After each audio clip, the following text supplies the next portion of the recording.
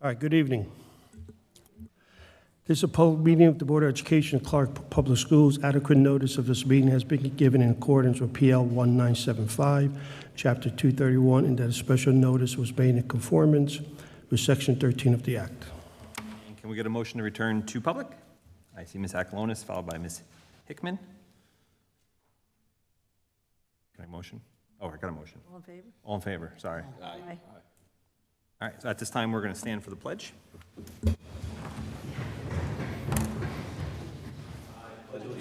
To the flag of the United States of America, and to the republic for which it stands, one nation, under God, indivisible, with liberty and justice for all.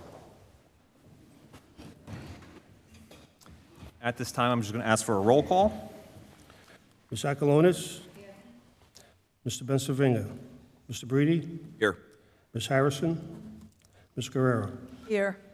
Ms. Hickman? Here. Mr. Lewis? Mr. May? Mrs. Smorrow?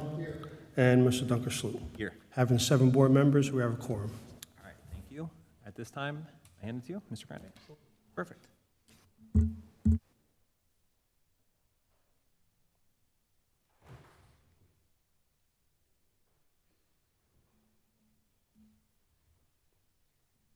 Good evening.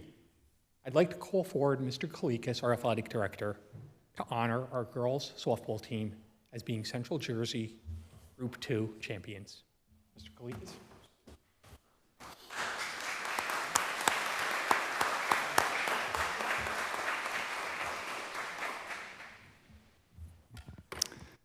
Thank you, Mr. Grande.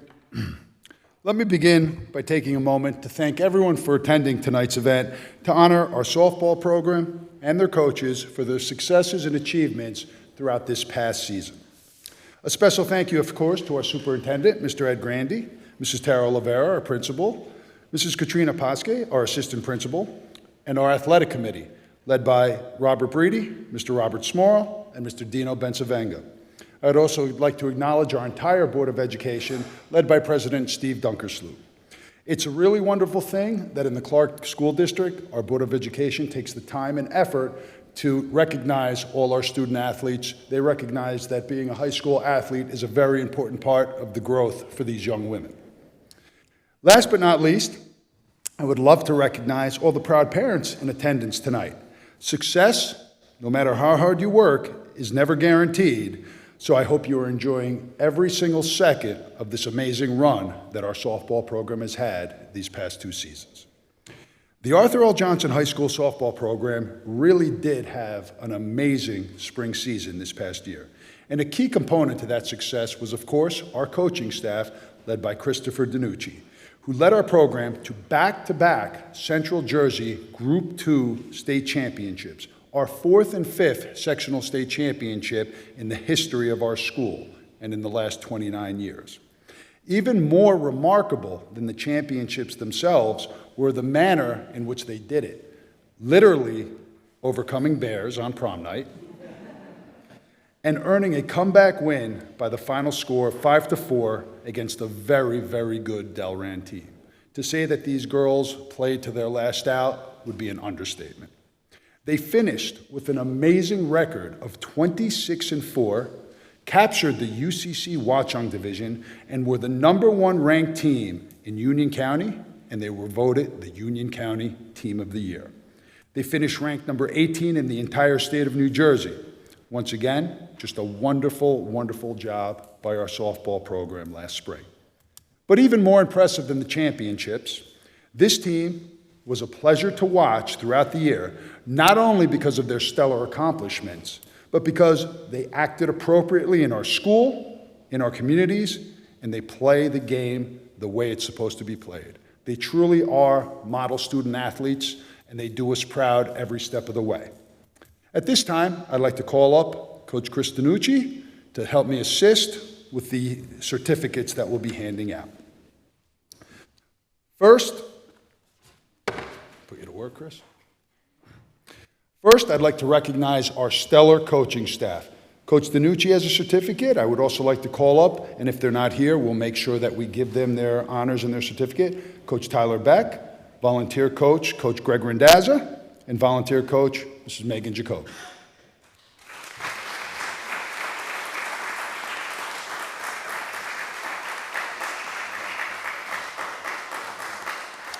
We'll now call up, starting with the freshman, Justina Erskowitz, Victoria Hackett, Juliana Ham, and Nicole Zed. Now our sophomores, Gianna Calea, Cassie Conforti, Courtney Kilmer, Addison Meyer, and Ava Tadara. Our juniors, Cameron Bowler, Juliana DeDeo, Annabella DeMartinez, Elizabeth Fitzharris, and Elizabeth Yanni.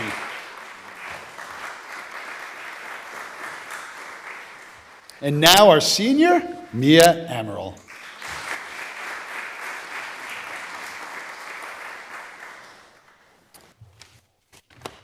And because I know someone in the room will make a reference to three-peating, so I might as well start it.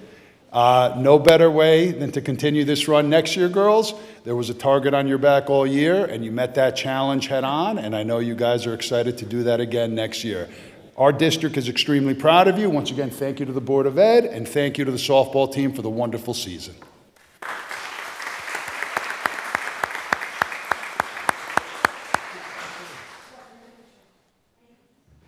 Thank you, Mr. Kalikas. Congratulations, Mr. Danucci, your staff, and especially our players.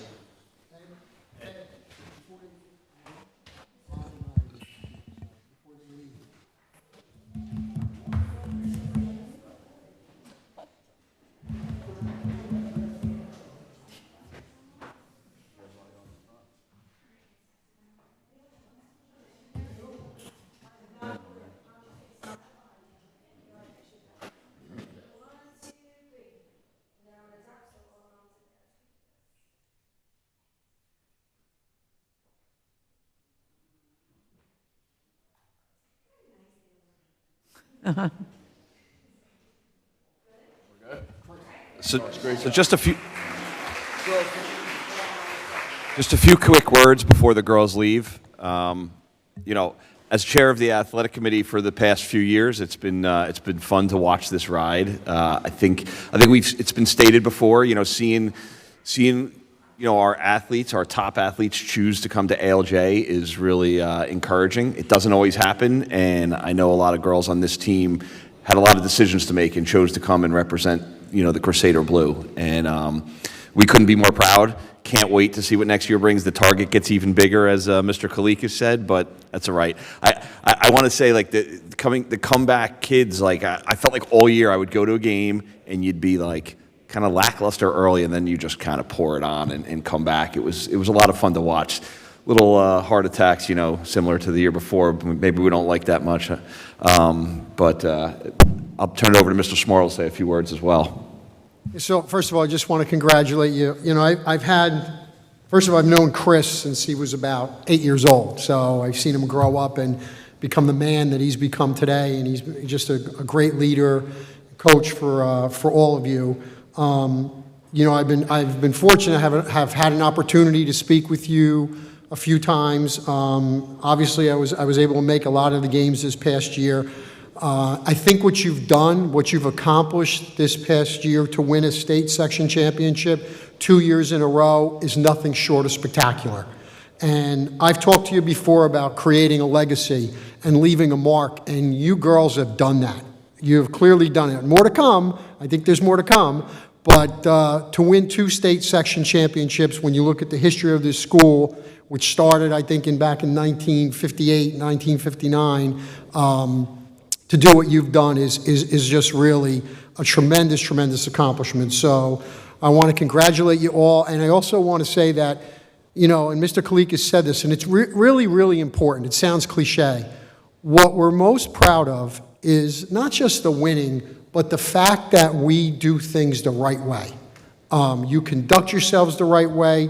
You represent your school, your parents, yourselves the right way, and it makes us proud because at the end of the day, you know, you're all going to grow up to become something other than a softball player, and all the things that you're learning today through playing organized sports and playing in a program like this, whether it has to do with dealing with success, dealing with adversity, teamwork, dedication, all those things come into play as you get older and you know, venture out into your own careers and you become wives and parents and all the things that go with that. It's just really, really important. And it sounds like it's words, but it's not. So we're enormously proud of you based on your accomplishments and the way you carry yourselves and the way you've represented this school. So congratulations. Just one other thing I wanted to mention. Two players in particular that received Group 2 All-State honors, Cassie Conforti and Elizabeth Yanni. Congratulations to both of you.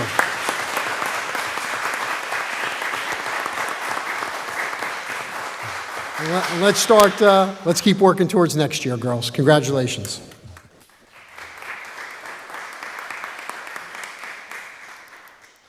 So at this time, you guys are more than welcome to stay for the rest of the meeting, but if not, this is your chance. We'll pause here for a minute. Listen, there's exciting things are going to happen. No? All right. They're running like they're Hey, Coach, they run that fast in the field? They run that fast on the field?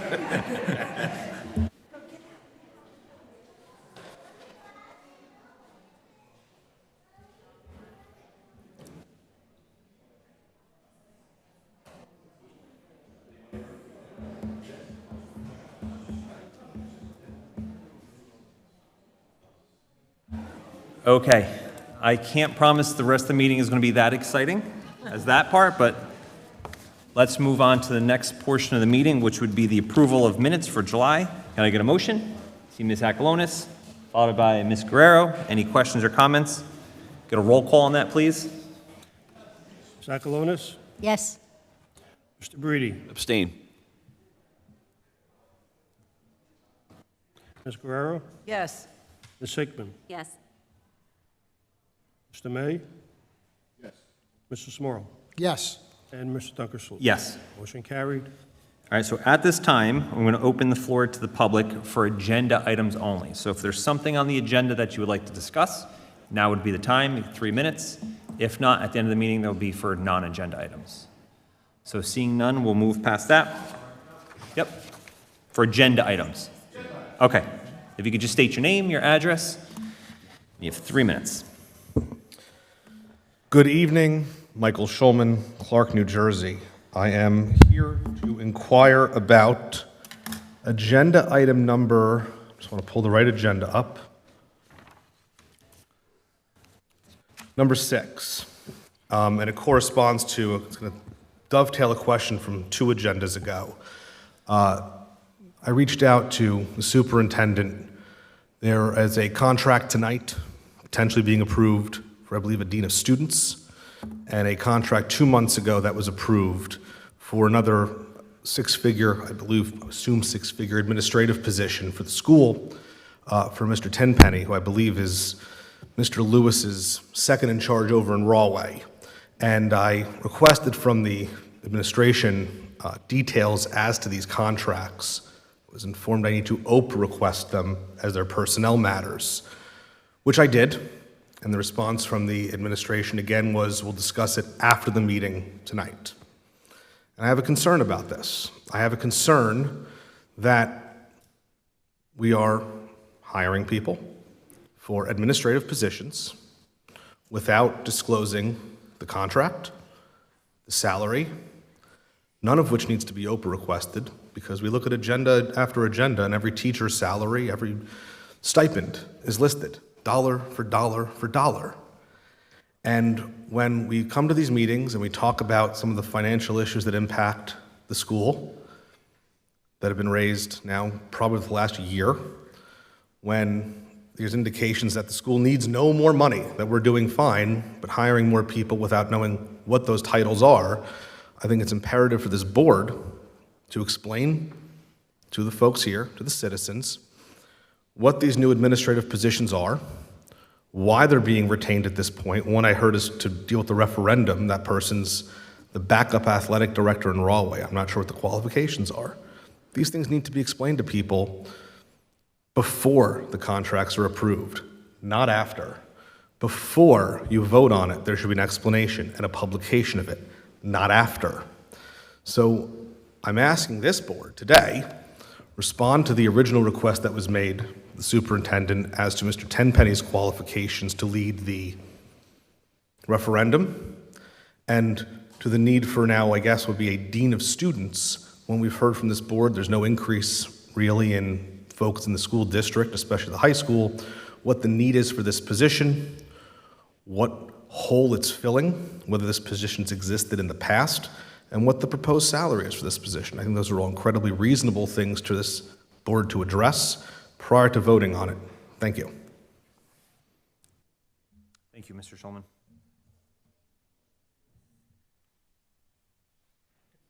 Mr. Schultz, I'd like to address your questions. The reason why we asked to have the time until after the board meeting to respond to the Oprah request was because the job descriptions are being approved this evening, and that was one component of your Oprah request, and we cannot release contracts until the board approved. We run very lean administratively. We have no assistant superintendent, no director of curriculum. Many high schools our size have a secondary assistant principal or a vice principal, none of which we have. With the expansion of the district, the preschool, which Ms. Donaldson is leading, but it's a huge undertaking for one person.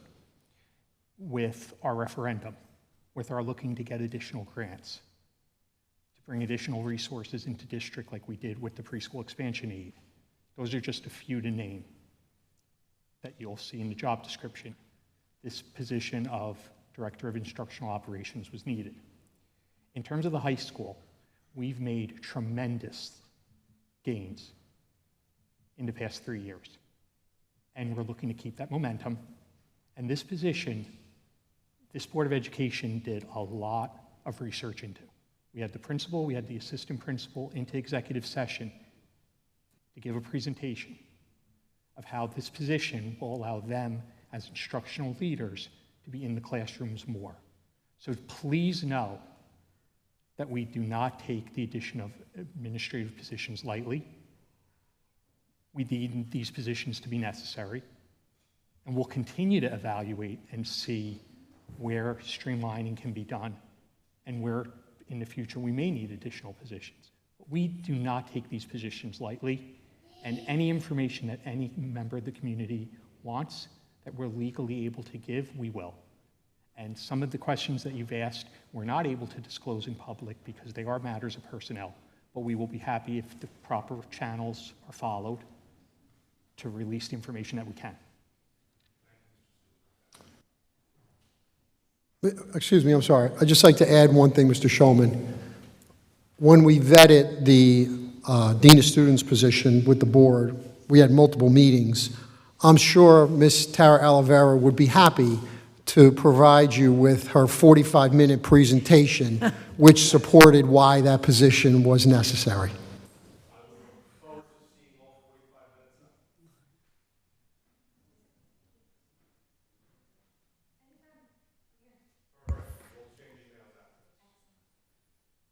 Hello, John Greaves from Clark. I just had a quick question about the 30 Parkway Drive. I just had a question about the referendum. There was an item in the agenda that it's going to be about $64,000 for that election, or that was something about how the Union County gave you a number. I'm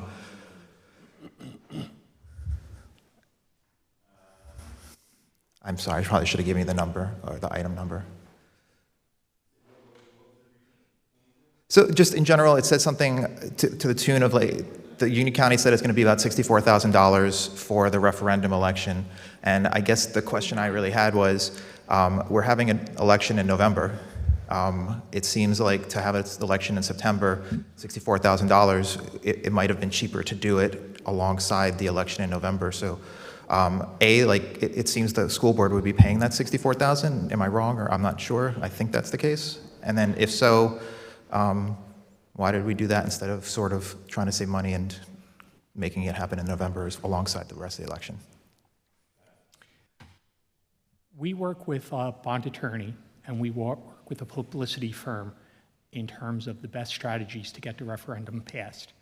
And one of their suggestions when they look at the data throughout the state of successful referendums is to have the referendum vote in September. And we've been at several meetings, all of us, where the public has expressed an interest in spending money wisely to make sure that the schools can be improved. And this is an example where we thought it was prudent to spend that money to be able to get, hopefully, the biggest bang out of our voters and be able to get this referendum passed so that not only the impact is tax neutral, but we're able to take advantage of that money that the state will give us through a successful referendum vote. It is additional monies, but the feeling was that investment would yield much more than we're spending in the future. But can you help me understand the logic behind the strategy? Because I would imagine that there'd be a higher turnout in November than in September. That's not always what you want. You don't want more people to vote. In November, you get a certain demographic. When you go for a referendum, you get the people who are there for the schools to make the right decision for the schools. Okay, so just I don't think we're going to debate this here on, Okay. but we've consulted with our bond attorneys and the referendum team, and that's one of the suggestions. There was September, there's December, there's January, maybe there's April vote as well. So putting it out in September, you may agree or disagree, and that's fine. It gives it the spotlight that it needs. It's the attention of the referendum and the referendum only. It's not about who's running for mayor, who's running for president, who's running for council, who's running for Senate or Congress. The focus is on the referendum. We want the focus for this referendum to be on the referendum and referendum only. We don't want it to be politicized. We don't want people saying this or that. On September 16th, the spotlight is on the referendum. And that's what we feel is the right date. okay. It seems like it would be a lower turnout, and that doesn't seem like the best choice for. I hope you bring your followers and come out and vote for the schools on September I'm certainly going to 14th. vote, and I want the school to do well. I would vote in Perfect. favor of it. So that's great. I guess the last thing I'd just like to make the comment of, I wanted to reiterate what Mike Schulman was saying. I think we should be able to see contracts or salaries or some details about people that are being hired before they're approved, because there's a whole list of Understood. people that information is Understood. given beforehand, and it doesn't Mr. make sense. Grandi has already addressed that. It's a personnel matter, and we don't share that before it's approved. The teachers are a personnel matter. Their information is available. If you'll notice, the teachers and, like, let's say the support staff secretaries, they're on guides, and they have negotiated agreements that make it very simple to do an agenda item with a step and with or without benefits. When people are non-affiliated, when they have individual contracts, the details aren't as simple to capture in a simple agenda item, and that's why we refer to the contract on file. And anyone who wants to see those contracts, if they file the correct paperwork, we're happy to get it to them. But after the vote. Yes. Okay, thank you. Thank you. Are there any more agenda item discussions? All right, so seeing none, we'll move to personnel items 1 through 31. Can I get a motion? Ms. Akalonis, followed by Ms. Hickman. Any questions or comments? Seeing none, can I get a roll call, please? Ms. Akalonis? Yes. Mr. Breedy? Yes. Ms. Guerrero? Abstain on 1 through 4, 7, 8, 11 through 18, 28, 29, yes on the rest. Thank you. Ms. Hickman? Yes. Mr. May? Yes. Mr. Smurl? Yes. And Mr. Dunkersloot? Yes. Motion carried. On curriculum, we have item number 32. Can I get a motion? I see Ms. Guerrero, followed by Ms. Akalonis. Any questions or comments on that item? Seeing none, can I get a roll call, please? Ms. Akalonis? Yes. Mr. Breedy? Yes. Ms. Guerrero? Yes. Ms. Hickman? Yes. Mr. May. Yes. Mr. Smurl. Yes. And Mr. Dunkersloot. Yes. Motion carried. Thank you. Moving on to board governance, we have items 33 and 34. Can I get a motion? Mr. Breedy, followed by Mr. May. Any questions or comments on those? Seeing none, roll call, please. Ms. Akalonis. Yes. Mr. Breedy. Yes. Ms. Guerrero. Yes. Ms. Hickman. Yes. Mr. May. Yes. Mr. Smurl. Yes. And Mr. Dunkersloot. Yes. Motion carried. Thank you. And then finally, we have finance items 35 to 54. Can I get a motion? Mr. Smurl, followed by Mr. Breedy. Any questions or comments on those? Roll call, please. Akalonis. Yes. Mr. Breedy. Yes. Ms. Guerrero. Abstain on 35, 36, 39, 41, 49, yes on the rest. Thank you. Ms. Hickman. Yes. Mr. May. Yes. Mr. Smurl. Yes. And Mr. Dunkersloot. Yes. Motion carried. Thank you. At this time, we're going to hand it over to Mr. Grandy for the report of the superintendent. Good evening, and thank you, Mr. Donkersloot. Many congratulations once again to Mr. DiNucci and his team, and to Mr. DiNucci on this evening's appointment. On this evening's agenda, we're approving our College Application Summer Institute that actually began today, taught by Mrs. Joy Donaldson, who's with us this evening, and one of our high school counselors, Mrs. Molly Cusick. Our New Jersey Graduation Proficiency Assessment, which is the state-required assessment for high school graduation. The results slides are posted on the district website under the Curriculum, Technology, and Assessment page. In short, for English Language Arts, Arthur L. Johnson had a 97.1 percentage rate versus 80.7 for the state. And mathematics, we earned a 68.6 versus the 58% for the state. On this evening's agenda is also the approval of a number of AP Summer Institutes, and then on the opposite end of our grade levels, Orton Gillingham OG training for elementary literacy. We're very thankful to the Valley Road School PTA for their donation of Valley Road School exterior signage, including the installation. And we would like to point out that the day of the referendum vote, the 16th of September, will be a full day of closure for students and teachers, while February 13th will become the early dismissal for students and teachers. Essentially, those 2 days are being flipped, and notification will go out district-wide tomorrow morning. And I'd like to close with giving some attention to the situation with the preschool expansion aid and before and after care. As we've been explaining to parents, we only have jurisdiction over the preschool day from 9 a.m. until 3:15 p.m. But with that being said, we have reached out to our partner sites to see if the costs could be similar to the in-district costs, because we know that there are some differences. We weren't always the most successful, and tonight the board very generously is going to, in essence, cover the difference between the cost at the exterior sites and what the cost would be here in Clark. Not covering the cost in entirety, but covering the difference to make the parents whole as if their children were placed in the school district.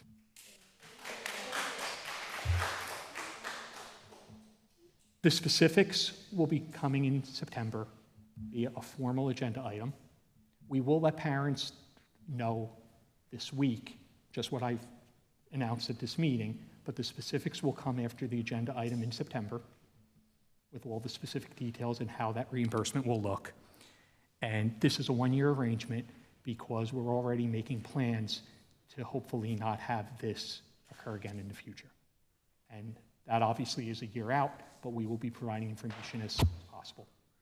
So, the Board of Education heard the concerns and acted immediately. Thank them. Thank you and have a great evening. Thank you, Mr. Grandy. At this time, we'll have the report of the committees, unfinished or new business. And now we'll open it up to the public for non-agenda items only. So if there's anything you'd like to come up and discuss that was not on the agenda, now would be the time. You state your name, your address, and you have 3 minutes per topic. Good evening, Bernie Robson, Rahway Board of Education, 725 School Street. I'm here to introduce myself, but also, Mr. President, and Ms. Guerrero being the president, I'm the vice president of the Union County School Boards Association, and part of our goal is to get out to all the Union County School Board meetings, present ourselves, introduce ourselves, and to ask if there's anything that you need from the Union County Services, from the Union County School Boards Association, to reach out to us. Try to get, it's very hard with all of our schedules, but to get more involved and to come to the programs, even if you're looking for something specific for us to present things that way. And that really is the main reason why I'm here, and I'm glad I did come tonight, because Clark is an amazing district, but you did some really great things tonight that I see, and just thank you very much, and have a great school year all. Thank you. Thank you. Thank you. Thank you. Appreciate the offer, and it's reciprocated back to you. If there's anything we can do for the county, please let us know. Thank you. Anybody else? Come on up. Come on up, state your name, your address, bring them all up. They can come up, come up. Hi, my name is Neha Marvania, and I live at 9 Terry Lane. I just had a follow-up question first of all, thank you. That is why I came. I wanted to talk about the preschool expansion and just covering the before and after care costs. My question was, if this is going to be a one-year extension and we're going to be made whole for that year, what's going to happen for the second year? Is it are we going to have a preschool, everyone's going to be in the public preschool program? Is there not going to be a private daycare option? Well, just real quick, the preschool is a 5-year program. It's a pilot program that we've committed to. What Mr. Grandy was talking about, the before and after care costs, right? We're looking to look at our our sister sites, and see what we can do with them in the coming years. We also have some facilities here on site, so we're trying to get ahead of it now. We're trying to help it now, and hopefully we're not in this situation next year with the cost difference of before and after care. If I could just answer it this way, we're going to work to build a model, to try to build a model that doesn't create that problem, which may mean, not to get ahead of ourselves, which may mean looking to bring those students that need before and after care to the in-district locations, and those that do not need it may go out of district, but we'll have to look at the numbers to see how we're going to figure that all out. That's really, I don't want to get too far ahead of ourselves, but it's that type of thought process to eliminate that difference in cost. Okay, great. I appreciate you naming that and thinking about that, because I think if we if us as parents had that additional context, kinder care was going to be X amount more than other schools, we would have made the decision differently. And so I appreciate you guys thinking about that for year 2 of the program. Thank you. Anybody else has?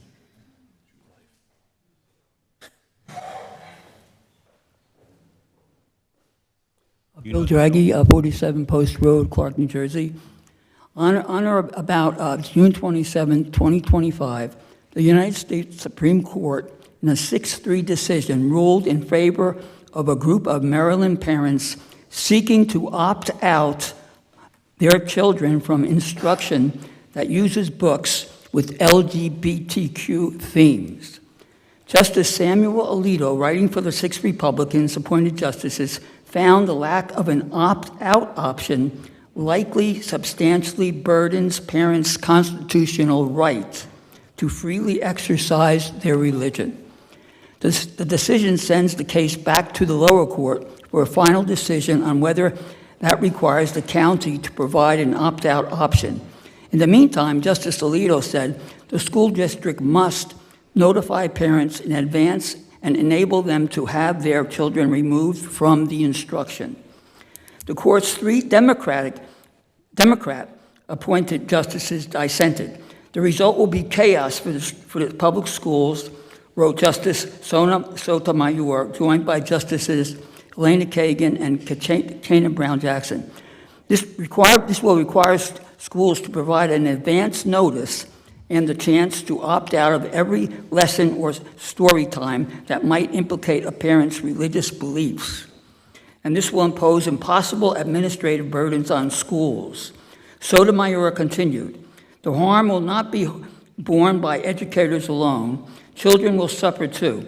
Classroom disruptions and absences will be inflicted, lasting harm on students' learning development. Well, the Democrats are totally wrong, because if you don't teach any of this stuff that Governor Murphy says you have to teach about abortion and LGBTQ stuff, there wouldn't be any problem, because those would be the only kind of things that would probably go against the parents' religious beliefs. So you just have to go against what the governor said, and if it gets to the Supreme Court, they're going to act the same way as, in your case, if you go against that, as the Maryland case. So I suggest you not teach any of that LGBTQ stuff or anything on abortion too, because that is against many people's religions too. Thank you. Thank you, Mr. Dragy. Are there any other comments or any other non-agenda items that anybody wants to bring up, discuss? All right, well, seeing none then, we're going to close that portion of the call. And we're going to motion to adjourn. Ms. Grayo, Mr. Small, all in favor? Aye. Thank you. Have a good night.